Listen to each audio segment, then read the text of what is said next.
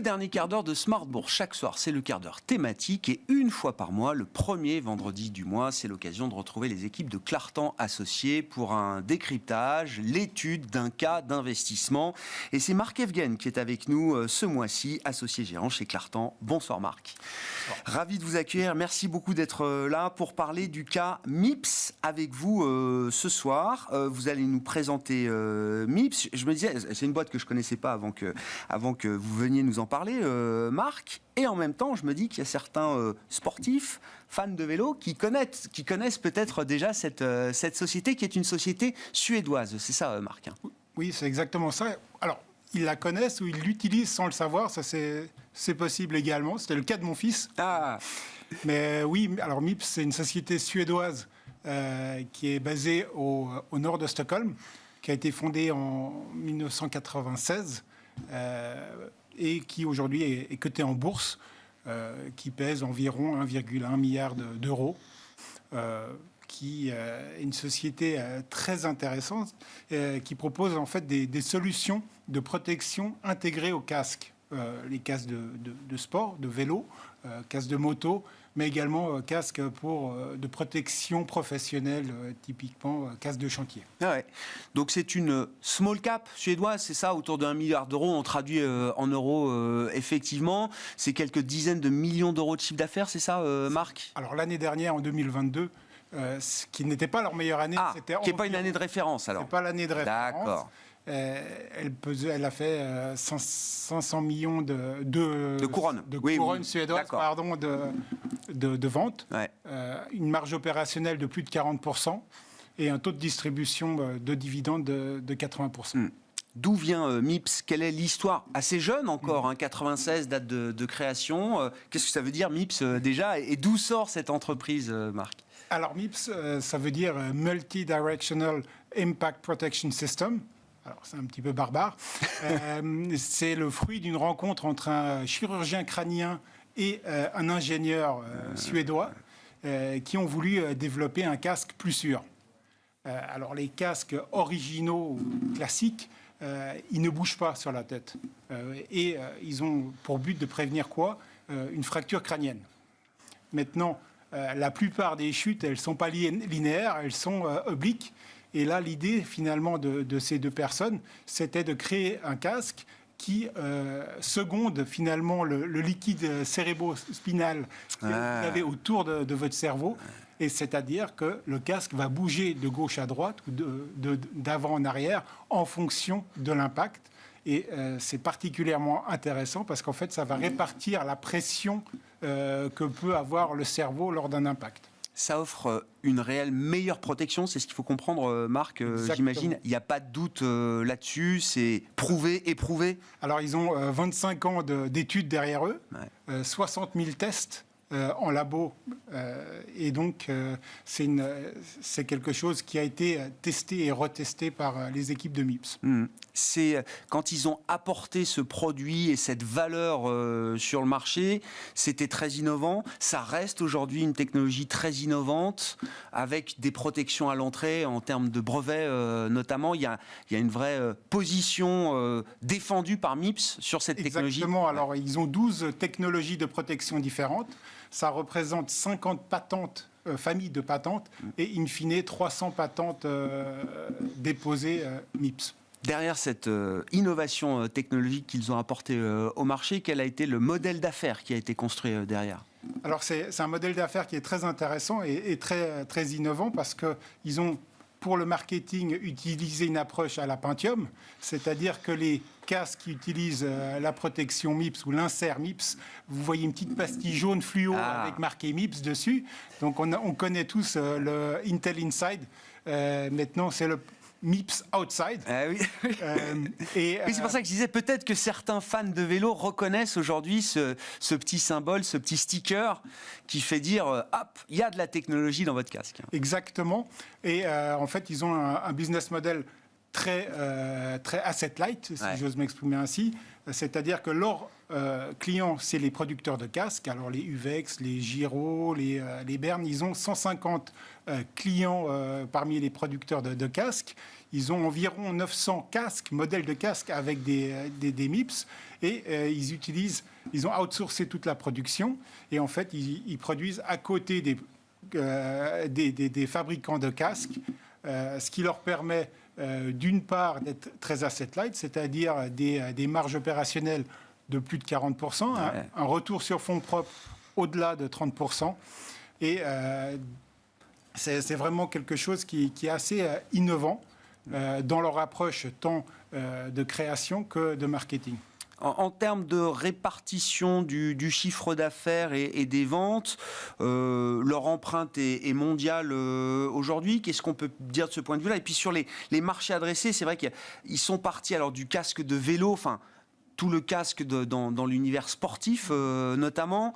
Ça reste leur cœur de marché de ce point de vue-là? Alors, pour l'instant, oui. Alors ça va se développer. Alors d'un point de vue géographique, les États-Unis sont leur plus gros marché, avec 65% d'exposition aux États-Unis. L'Europe, c'est 30%. L'Asie et l'Australie, 5%. D'un point de vue utilisation, tout ce qui est casque de sport, c'est 90%. Ah oui. La moto, c'est 9%. Et les casques de construction ou casques professionnels, c'est seulement 1% pour l'instant. Qu'est-ce qu'ils disent là sur... Alors, casque de moto, c'est intéressant parce que c'est peut-être un marché à part, j'imagine, dans l'univers des casques en tout cas. Est-ce qu'ils ont quelque chose vraiment à apporter sur les casques de moto et sur les casques de chantier là aussi, 1%, ça donne l'idée d'une marge de progression qui peut être spectaculaire. C'est un marché qui peut leur convenir? Alors, à long terme, ils ont des objectifs quand même très demandants, c'est-à-dire qu'ils veulent atteindre les 2 milliards de couronnes suédoises de vente d'ici 2027. 50, donc 1 milliard des casques de sport, 500 millions casques de moto et 500 millions d'un point de vue casques de chantier. Et là, on parle des casques de chantier. Moi, j'appelle ça des casques Playmobil. Oui. C'est super, c'est super quand vous avez une brique qui vous tombe sur la tête. Par contre, ce que l'on oublie de voir, c'est que les chutes d'objets, ça représente que 16% des accidents de travail, alors que 60% des accidents de travail sur des chantiers, c'est des chutes. Et ces chutes sont rarement linéaires. Et je pense aux États-Unis, il y a un réel risque pour la société aussi d'un point de vue litige. Et ça coûte très très cher d'avoir des employés qui se blessent au travail. Donc oui, normalement, c'est un marché naturel d'avenir pour eux. Exactement. Qu'est-ce qu'on peut dire de la taille du marché du casque ou des casques d'ailleurs? Je ne sais pas du tout ce que ça représente, Marc. Selon MIPS, aujourd'hui, le marché est environ de 550 millions de casques. Vu qu'ils d'unités, de pièces. Unités, voilà. Eux se concentrent sur le premium, étant donné qu'un insert MIPS, ça coûte $5. Par contre, pour le vendeur ou le fabricant de casque, il peut augmenter le prix du casque de 10 à $50 lorsqu'il insère un MIPS. Et donc, eux s'intéressent au marché premium. Le marché premium, c'est environ 195 millions d'unités. Et sur ces 195 millions d'unités, il y a 40 millions d'unités de moto, 45 millions dans le sport et 110 millions dans ces casques professionnels. Très clair. Qu'est-ce qu'on peut dire sur le plan boursier désormais? Alors de l'histoire de MIPS qui est coté à Stockholm, essentiellement, c'est ça, Marc? Ils sont au Stockholm Nasdaq Exchange. Alors ils ont une croissance de leur chiffre d'affaires qui était explosive entre 2016 et 2021. Ils ont eu une croissance de 45% des ventes, 80% par année de l'EBITDA.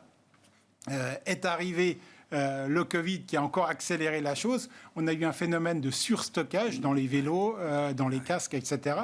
2022 a été une année un peu difficile. Si on regarde l'ensemble de l'année, vu que les ventes ont baissé de 7%, maintenant, si on regarde séquentiellement, on voit qu'au deuxième semestre, les ventes ont baissé de 45%. Donc, il y a vraiment un retour, un setback, un vrai... La digestion des... Mais bien sûr. On a ce même phénomène encore ce premier semestre. Alors, les ventes au premier trimestre étaient en recul de 35%. Et on devrait arriver au bout de ce stock à la fin de l'été. Et avec des perspectives qui sont quand même plutôt intéressante. Ils ont réitéré leur objectif qui est de croître de 27% jusqu'à 2027. Et le cours boursier, il a suivi un petit peu la tendance. C'est un cours qui est passé de 200 à 1200 couronnes. Spectaculaire. En quelques années, hein, c'est ça à peine. En 2 ans. En 2 ans, x6 en 2 ans. Voilà. Pour revenir à 300. Ouais. Et maintenant, il est en train de se stabiliser. Cette période d'extra-croissance est un peu passée. Maintenant, aujourd'hui, il se traite à 500, 550. Alors, c'est un stock qui est très volatile. Et de ce fait, il faut vraiment... il faut y aller avec parcimonie, on va dire ça comme ça. Le poids dans la gestion de la position, la pondération, etc., sont des éléments, j'imagine, importants, effectivement, aujourd'hui. Voilà, et surtout le niveau d'entrée, parce que c'est une action qui se traite quand même à un multiple de 42 fois, donc c'est pas donné. Par contre, s'ils délivrent sur la croissance, il y a vraiment un boulevard devant eux dans tout ce qui est protection. C'est justifié, à notre avis. Effectivement, beaucoup d'entreprises, beaucoup d'activités, de secteurs d'activité ont connu le boom Covid et le retracement parfois très, très appuyé de plusieurs dizaines de pourcents, en l'occurrence, en matière de vente, de chiffre d'affaires, de dynamique commerciale. Eux, ils n'ont pas... C'est un blip, quoi. C'est-à-dire, ils n'ont pas de doute sur les méga-trends porteurs qui soutiennent leur activité à terme. Le vélo, il y a eu un moment quand même de révélation du vélo qui est allé chercher des nouveaux clients, des nouveaux consommateurs, des populations qui n'avaient peut-être pas envisagé il y a quelques années de se mettre au vélo électrique, pour dire les choses simplement. Ça, c'est un phénomène qui compte, j'imagine, pour eux. Alors, il y a clairement le trend du vélo électrique, parce que effectivement, lorsque vous achetez un vélo classique, vous protégez, et encore, il y a seulement 30% des personnes qui mettent un casque à vélo. Par contre, le vélo électrique, quand vous roulez à 30, 40 km/h, vous protégez un peu plus. Et puis, le prix du vélo est quand même plus important. Donc, vous êtes peut-être un peu moins regardant sur le prix du casque également. Concrètement, comment vous gérez la position chez Clartan? Donc, il est dans la stratégie Small et Mid Cap, c'est ça de Clartan, Marc, le titre MIPS. Vous le dites, il faut bien soigner son point d'entrée. Donc, vous avez essayé d'attraper la valeur au plus bas, j'en sais rien. Mais en tout cas, vous avez essayé de ne pas la payer à 1200 couronnes l'action. Typiquement, alors c'est une valeur qu'on aime bien et qu'on a suivie depuis longtemps et qu'on a trouvé beaucoup, beaucoup trop cher pendant très longtemps. On a commencé à monter une position lors du retracement. Donc, on n'a pas eu le bas du bas. Par contre, on l'a eu autour des 400 couronnes. Et aujourd'hui, lorsqu'il y a des retracements, on en rachète un petit peu.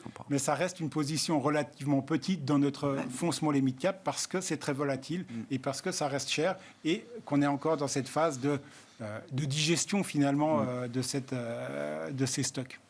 Merci beaucoup Marc, merci d'être venu nous parler de MIPS. C'était l'étude de cas d'investissement que nous vous proposions ce mois-ci avec les équipes de Clartan Associés et Marc Evgen qui était avec nous en plateau pour ce dernier quart d'heure de Smart Bourse, associé gérant de Clartan. Voilà pour cette émission, excellent week-end, on se retrouve lundi à 12h30 en direct sur Bismart.